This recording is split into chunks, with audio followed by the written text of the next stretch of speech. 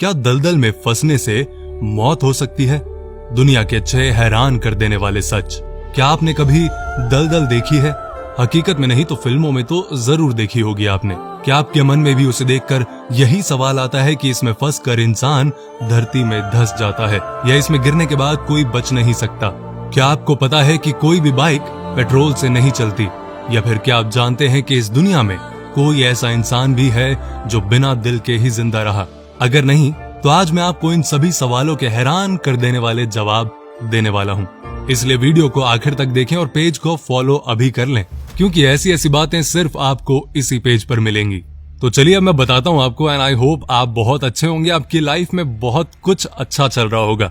अक्सर हमने फिल्मों में देखा है कि यदि कोई व्यक्ति दलदल में गिर जाए तो वो उस कीचड़ में जमीन की ओर धंसता ही चला जाता है, और अगर उसे सही समय पर किसी की मदद ना मिले तो ये दलदल उसे निगल जाता है। लेकिन क्या आपको पता है कि हकीकत में ऐसा कुछ भी नहीं होता? क्या आप जानते हैं कि दलदल बनता कैसे है? क्या सच में दलदल किसी की जान भी ले सकता है? तो चलिए जानते हैं। दरअसल दलदल, जिसे क्विक सैंड भी कहते हैं, ये तब बनता है जब जमीन की किसी जगह पर रेत में पानी बहुत ज्यादा मात्रा में मौजूद होता है और ये पानी रेत को आपस में जुड़ने नहीं देता, जिसके कारण ये रेत और पानी एक कीचड़ का रूप ले लेते हैं। ऊपर से दिखने पर ये काफी कठोर मिट्टी की तरह दिखती है, लेकिन इसके ऊपर खड़े होते ही आप नीचे की ओर धंसने लगते हैं और आपको लगता है कि दलदल आपको निगल लेगी, जैसा कि हम फिल्मों में अक्सर देखते आए हैं।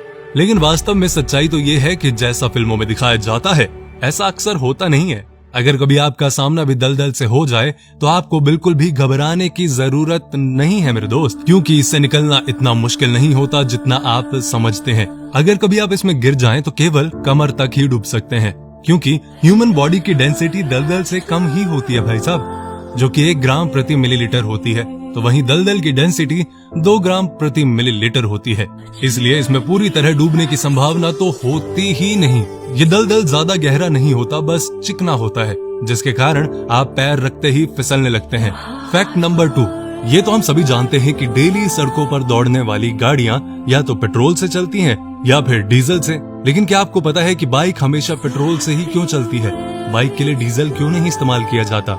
हालांकि अब से पहले 90 के दशक में पुरानी रॉयल एनफील्ड टॉरस के बारे में आपने जरूर सुना होगा, जो डीजल से चलती थी, लेकिन बाद में उसकी प्रोडक्शन को भी बंद कर दिया गया था। तो आज मैं आपको बताता हूं कि बाइक को चलाने के लिए डीजल का इस्तेमाल क्यों नहीं किया जाता। तो ध्यान दीजिएगा, अर्ज किया है। दरअसल बाइक का डीजल से ना चलने का कारण है इंजन में पैदा होने वाला high pressure. Diesel engine petrol engine से कई ज्यादा प्रेशर क्रिएट करता है। पेट्रोल इंजन वजन में हल्के होते हैं और डीजल इंजन काफी बल्की होते हैं। अगर इन्हें भी पेट्रोल डीजल की तरह बना दिया गया ना, तो बाइक इतनी भारी प्रेशर सहन नहीं कर पाएगी भाई साहब, और आपकी बाइक चल नहीं पाएगी, और हाँ, किसी सिलेंडर की तरह फट भी सकती है। इसके अलावा डीजल इंजन काफी महंगे होने के साथ साथ काफी ज्यादा शोर और पोल्यूशन भी क्रिएट करते हैं, जो कि एक बाइक की बिक्री के लिए बिल्कुल भी सही नहीं है। तो समझे? अब आते हैं फैक्ट नंबर 3 पे। जिंदा रहने के लिए हमारी सांसों के साथ साथ हमारे दिल का धड़कना भी बहुत जरूरी होता है। अब ये मैं नहीं जानता कि आपका दिल किस बंदी या बंदे के लिए धड़कता है। खैर, हमारे दिल की धड़कन रुक जाए तो 1 सेकंड भी हमारा जिंदा रहना मुश्किल है। लेकिन अगर मैं आपसे कहूँ कि एक ऐसा इंसान भी है जो बिना धड़कन के जिंदा रहा, तो क्या आप यकीन करेंगे? आप माने या ना माने, लेकिन ये बात बिल्कुल सच है कि अमेरिका में मिस्टर क्रेग लुइस नाम के एक व्यक्ति थे, जिनका दिल तो था लेकिन वो धड़कता नहीं था। अपने दिल के बिना धड़कन के ही वो इंसान इस दुनिया में जिंदा रहे। दरअसल इनके दिल के आसपास के हिस्से पर कुछ प्रोटीन्स क्लॉट हो गए थे, जिसके कारण उनके दिल ने काम करना बंद कर दिया था। उनकी पत्नी ने अमेरिका के 2 फेमस डॉक्टर बिली कॉन और बड फ्रेजर को अपने पति की हालत बताई। उनकी पत्नी ने डॉक्टर को बताया कि उनके सीने पर कान लगाकर सुनने पर भी उनकी धड़कन सुनाई नहीं देती, जिसके बाद उनकी पत्नी को एक बहुत मुश्किल फैसला लेना पड़ा। जब डॉक्टर ने उन्हें बताया कि उनके पति केवल कुछ घंटों के मेहमान हैं, वो ज्यादा देर तक जीवित नहीं रह सकते, तो ये दोनों ही डॉक्टर गाय के 38 बछड़ों पर आर्टिफिशियल हार्ट का सफलतापूर्वक ट्रायल कर चुके थे। कमाल की बात तो ये है, और अब इंसान के ऊपर ट्राई करने के लिए बिल्कुल तैयार थे।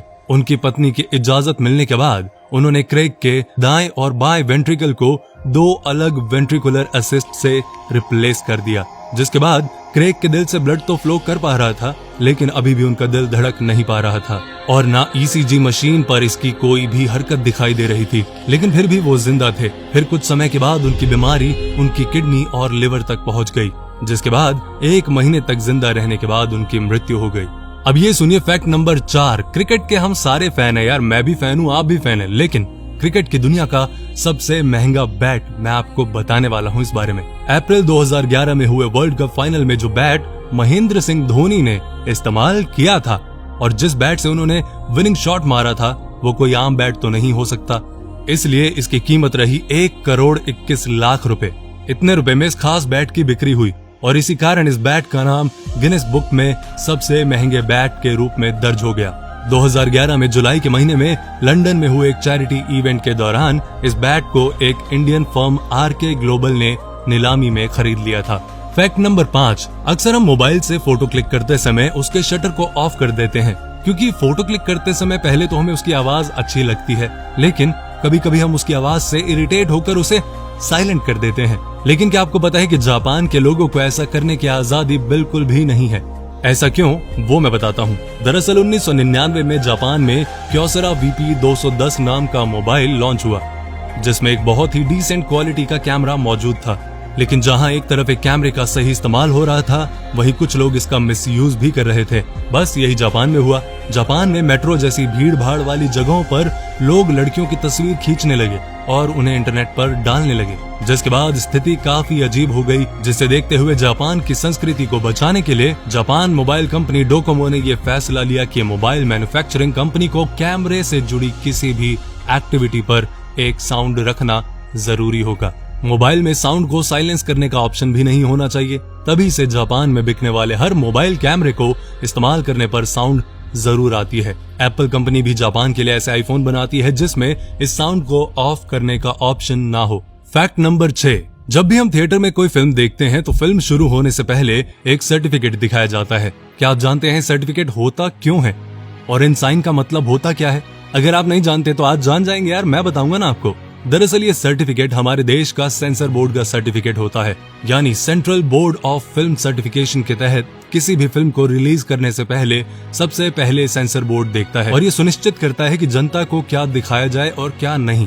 इसीलिए किसी भी फिल्म को रिलीज करने से पहले ये सर्टिफिकेट लेना भी जरूरी होता है और फिल्म के शुरू होने से पहले कुछ सेकेंड्स के लिए दिखाना भी जरूरी होता है। इसलिए सेंसर बोर्ड फिल्म के रिलीज होने से पहले खुद देखता है और उसे UA, A और S तरह के सर्टिफिकेट देता है। इसका मतलब यदि आप किसी फिल्म के सर्टिफिकेट के ऊपर U साइन देखते हैं तो इसका मतलब होता है कि ये फिल्म हर वर्ग के लोग देख सकते हैं। अगर आप UA देखते हैं तो इसका मतलब है कि इस फिल्म को 12 साल से छोटे बच्चे भी देख सकते हैं। लेकिन अगर आप इस सर्टिफिकेट के ऊपर A देखते हैं तो इसका मतलब है कि इस फिल्म को केवल 18 साल से ऊपर के लोग ही देख सकते हैं। और S सर्टिफिकेट, इसमें कुछ स्पेशल फिल्म को दिया जाता है जो फिल्में किसी खास वर्ग के लिए बनाई जाती हैं, जैसे डॉक्टर, इंजीनियर आदि। इसके साथ ही इस सर्टिफिकेट में फिल्म का नाम, भाषा, एप्लीकेंट का नाम आदि भी शामिल होता है। तो ये थी आज की कमाल की वीडियो। आपको ये वीडियो कैसी लगी यार, कमेंट करके जरूर बताएं। अपना प्यार थोड़ा बहुत तो दिखाएं, पेज को फॉलो करें, अपना ध्यान रखें। और एक चीज को फॉलो करना अपनी लाइफ में बहुत बहुत जरूरी है, वो है अपने ड्रीम्स।